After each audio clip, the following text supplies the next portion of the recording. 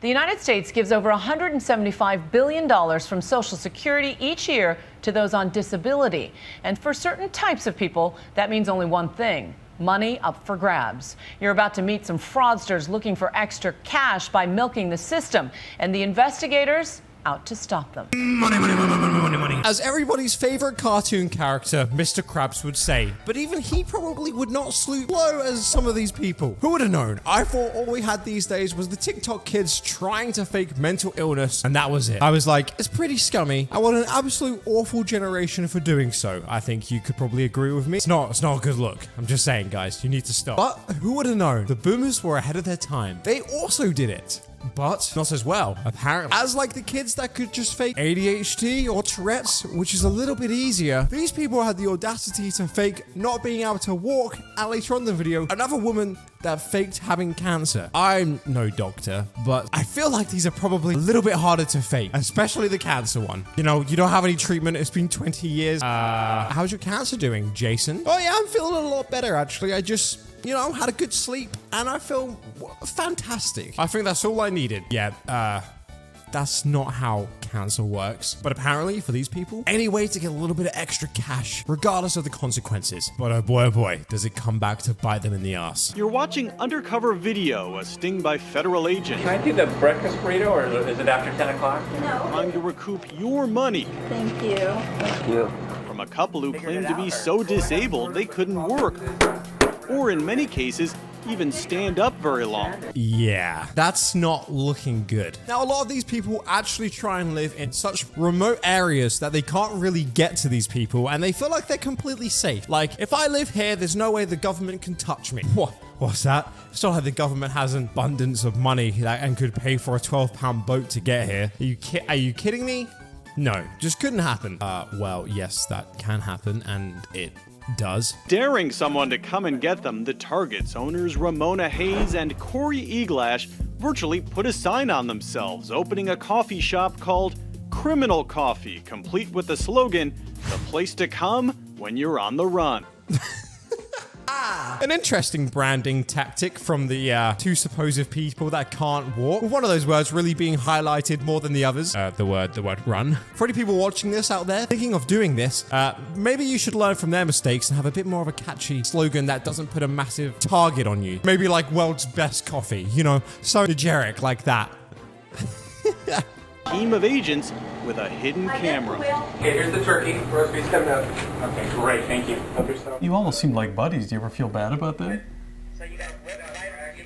Not really. Yeah, I actually feel quite bad. Like, I know it's my tax money going to them for a disability they don't have, but you know, he was rather nice. I actually feel pretty bad now. I can't lie. What kind of dumb question? Do you feel bad? I'll tell you what, guys. Do you guys feel bad? Do you feel bad that people like this get caught? I know he's like spending a lot of time with this guy trying to bust the case and get him convicted and locked up, slapped with a hefty fine, but I just don't feel like he probably feels that bad. In regard to criminals that do this kind of stuff and this type of behavior where they just scam people, I feel like there's a lot of things to look at here, in the sense that, you know, this then takes away from actual people that have these disabilities and they obviously don't get money or support for this kind of stuff. And it's so easy and to scam the system. I feel like, I don't know what it's like in America, but here in the UK, I had friends, the second I turned 18, telling me to not do to this extreme, but more from a mental health aspect, telling me not to work, just go on benefits. Now, for me growing up, this always felt like something that I didn't want to obviously be on. Like, I wouldn't think very highly of myself if I was put on benefits every day, knowing full well I could easily work and I'm just being lazy. I don't have a disability, and nor did these people. They just literally scammed the system and said they had really bad anxiety and depression and they were unable to work, which was complete BS because they told me this, and they were then telling me about all the cool things that they were able to do. I have been working personally, even from a young age. Even before like the age of 16, I had a job. I think around the age of 14 or 15, I had a job in London. At least it was honest work, and I got great experience from it. And that's the kind of thing I always thought about this kind of stuff, is getting experience. And I remember coming home and meeting up with these people, and they were just telling me all the things that they got. And like,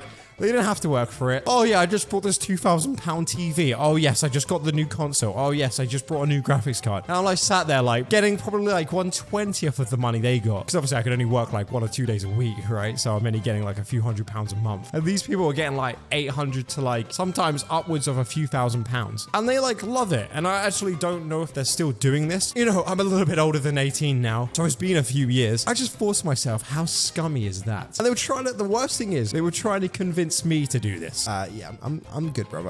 I'm gonna pass on that. Thank you, though. I feel like the thing is, though, you get so cushy and comfortable when you do that kind of stuff that why would you want to work? Because they don't push you in any way. They don't ask you to get a job. I think it was like you had to go and like get evaluated every like few months or so, but you could just easily like, oh yeah, I'm still anxious. Yeah, I still feel I can't work. Too much anxiety. And again, for the people that actually get these types of illnesses, and especially people that can't walk, you know, it limits the actual people that have these disabilities that can't actually get that money. You're taking away from them. So not only are you robbing people like me and every other people like you guys, because obviously when you pay tax, I pay quite a bit of tax, I can't lie. And that kind of rubs me the wrong way, knowing that every time I get slapped with a big bill once a year, a lot of that goes to people like that. Like, I hate that. I saw a TikTok account the other day, and it's like this guy just saying these obnoxious videos. I'm surprised the government haven't watched this kind of stuff and taken his benefits away. People just make videos like, oh guys, don't you hate it when you can't close your wallet because it's just too fat? Well, thanks, taxpayer. This is all your money. And I'm like sat there like, are you bro? Obviously he's doing it to get like hate and stuff and for him to get big on TikTok. Mind you, this guy has like 100,000 followers now, so he could probably easily turn that into a job, but it's just so scummy, man. They are just the worst people. Investigators say Ramona and Corey are a perfect example of what they face every day.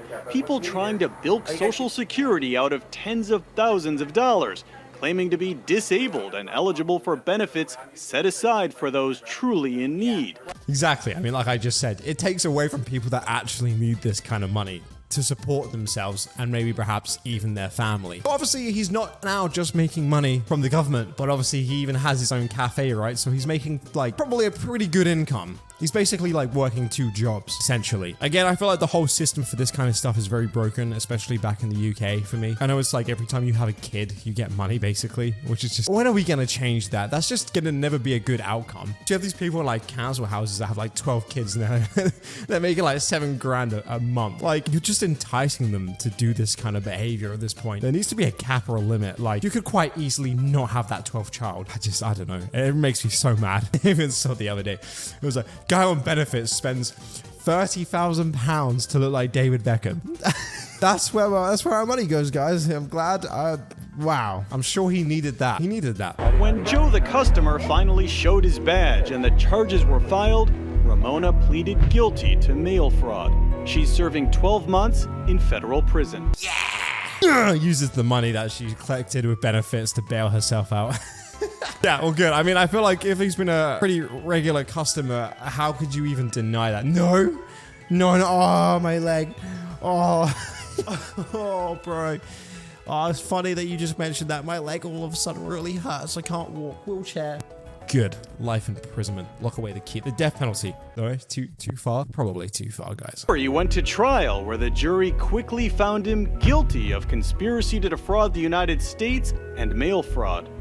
We tried to talk to him while he's awaiting sentencing and filing for an appeal. Hello? I swear to God, if he's in his wheelchair now, I'm gonna be so mad. Wheels himself to the door. But he was nowhere to be found, and his lawyer, along with Ramona's, declined to be interviewed. When it all finally came out, what'd you make of that? That's about the funniest thing I'd heard in a while. Okay, that's fucking class. I love that. Well, he's not wrong, because it was pretty hilarious. Now, in this next video, we actually have this woman that, like I said, thought it'd be a good idea to fake cancer. Because when I think to myself, out of all the things to fake, that has to be the best one. No way anyone could find out that you're faking. It was the kind of feel-good story that warms your heart. Jessica Ann Smith, a mother and fitness buff, said she was battling cancer at just 32 years old, but was rallying support, encouraging friends and family to hashtag Fight Like a Jessica.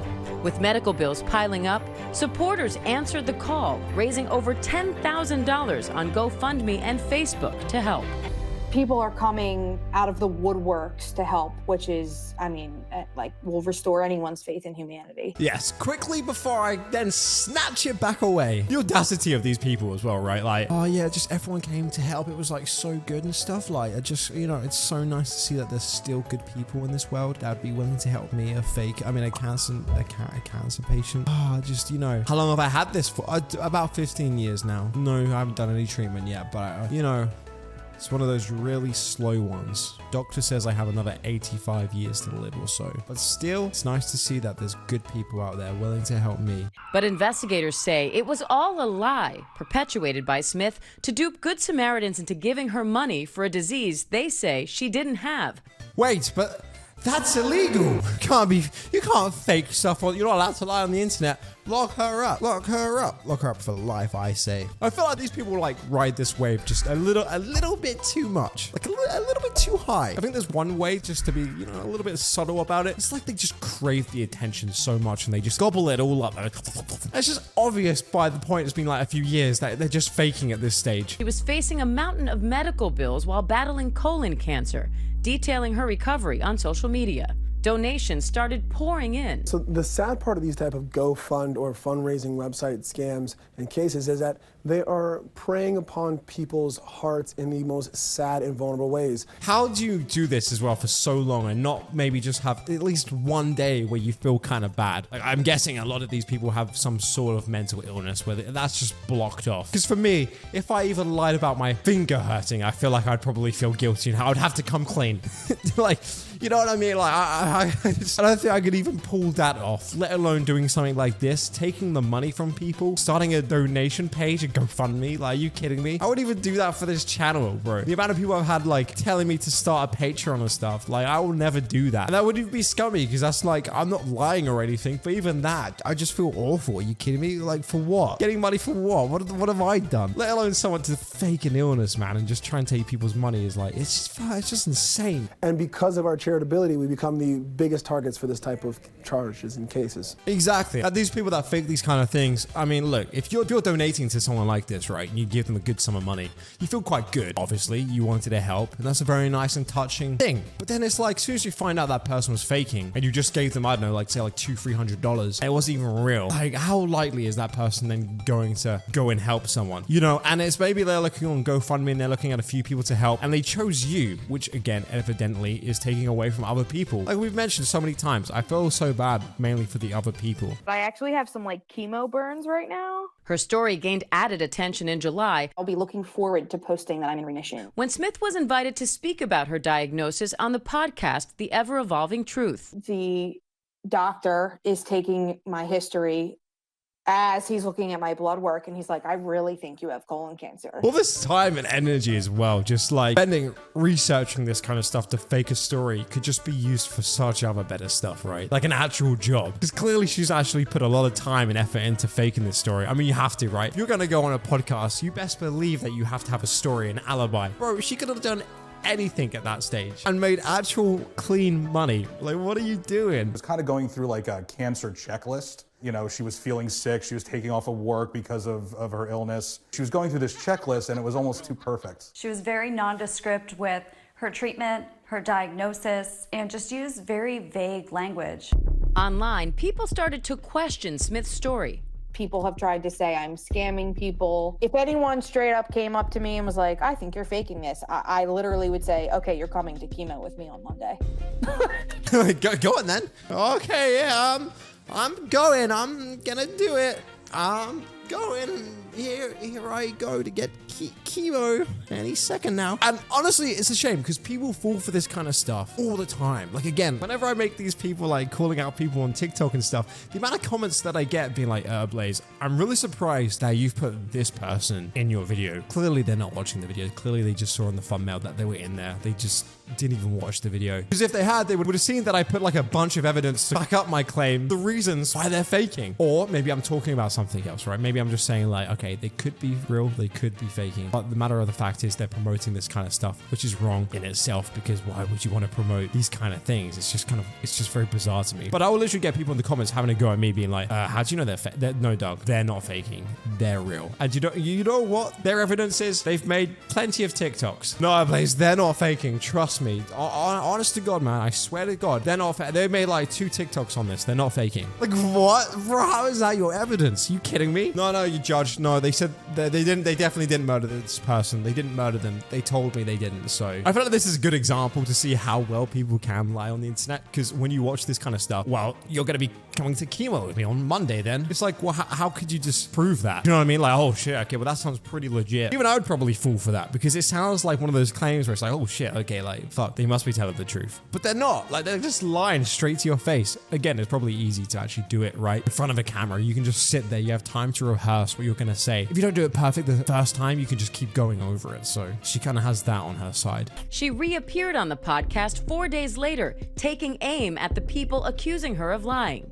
Here is my fitness for duty form with the word cancer on it. When people use this as like evidence, I find it hilarious. In one of my recent videos, we talk about this. Some individual did this exact thing and it just didn't add up. Like all the text was different. Some of the diagnosis were like not even diagnosed. They were just symptoms. I've been diagnosed with a runny nose. Oh, okay. Yeah, that's something a doctor would say. What? No, that's a symptom. That's not even a real thing. What? Shut up, bro. Again, I feel like a lot of people don't understand that to fake this kind of stuff could be very easy. You could just print off the form at home and then fill it out yourself. People are like none the wiser. That's why, like, again, using this as evidence is like so bizarre to me. Own husband came forward telling them he did not believe his wife had cancer. Her second interview is really where it kind of derailed. We didn't know exactly how we were going to find it all the time, but we were definitely like, I can't believe that she's actually doing this. According to police, Jessica's story began to unravel. They say her doctor told them those photos, which she claimed showed her receiving chemotherapy,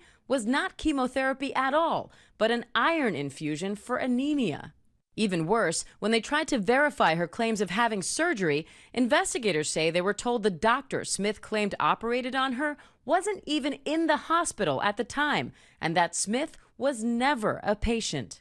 It's not looking good, bruv. It's not looking good. Also, how the hell do you go about faking to your husband? What? How does he believe it? Again, that goes back to the point where it's like, bro, if she's like tricking her husband, you best believe she's probably tricking Jerry, who's 14 years old and doesn't know any better. Like, oh my God, what a scummy thing to do. I feel like if anyone's gonna, like, your husband, really? How does she even have a boyfriend? Again, while watching this though, I find it quite nice to see a lot of people rallying up against her and helping debunk all the stuff that she's saying. Like, it's good that the doctors are even now coming in and saying stuff like, bruh, I was even in the hospital. How the hell did I perform this operation on her? Also, that wasn't even for that. That was for this. Like, you'd love to see it, guys. Honest to God. I was driving down 95 and ran out of gas, so I pulled over to the side of the road. And last year, Kate McClure's seemingly heartwarming story went viral. She said she was stranded on the outskirts of Philadelphia when homeless veteran Johnny Bobbitt Jr. spent his last $20 to buy her gas.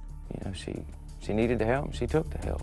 I saw this. I swear, was this not a recent thing that happened? Bro, I saw this the other day, like, talking about this. That was a scam. Mark D'Amico raised more than $400,000. $400,000. Ah, these people suck. I hate these people. What the hell? How? What the fuck, bro? I know this was a scam. I read the story and was like, oh, that's kind of nice. Like, good for him. Like, oh man, like, again, I've been a victim of this. No. I legit read this the other day and was like, oh, okay, nice. Like, yeah, that restores faith in humanity. I think it was like he was a homeless man. She needed a ride. She ran out of gas money and he gave her his last $20. So then she made a GoFundMe being like, let's get this guy money. Like, he did such a great job. And it was fake. How do you even go forward with this kind of stuff though, right? Like, there kind of has to be these like checks, I feel like, in place. But then how do you go about doing that to make sure these kind of things are authentic and real? But I don't know. How do you even do that? Because GoFundMe is like an amazing website that helps actual real people. But yeah, fuck, when you see shit like this, like, what the hell are you supposed to do? Meanwhile, Smith is facing separate charges in Delaware for identity theft and criminal impersonation of a law enforcement officer. She took advantage of people's generosity and everyone's worst fear of a cancer diagnosis to get money for herself. Well, there you have it, boys and girls. What have we learned in today's video? I feel like we've learned a very valuable lesson. Some people really suck. I didn't know any of these stories before, and I haven't even thought about making these types of videos because I know we just mainly cover on mental health and that's it. But people just straight up fake this kind of stuff as well. I'm pretty like shocked right now. But I think it's an important lesson to teach, especially young people, that, you know, faking even mental illness has its consequences, and what turns into a small white lie should definitely be something to not take lightly when it comes to this kind of stuff, because you then take away from other people. But yeah, I don't know, man. Jeez, some of these stories are pretty dark and they have real life consequences for a lot of this stuff. But I know there's a bunch of other stories more like this as well, talking about these types of cases of people faking, again, physical illnesses. So let me know if you found any of this kind of interesting. And yeah, I'll see you guys in the next video. Bye bye.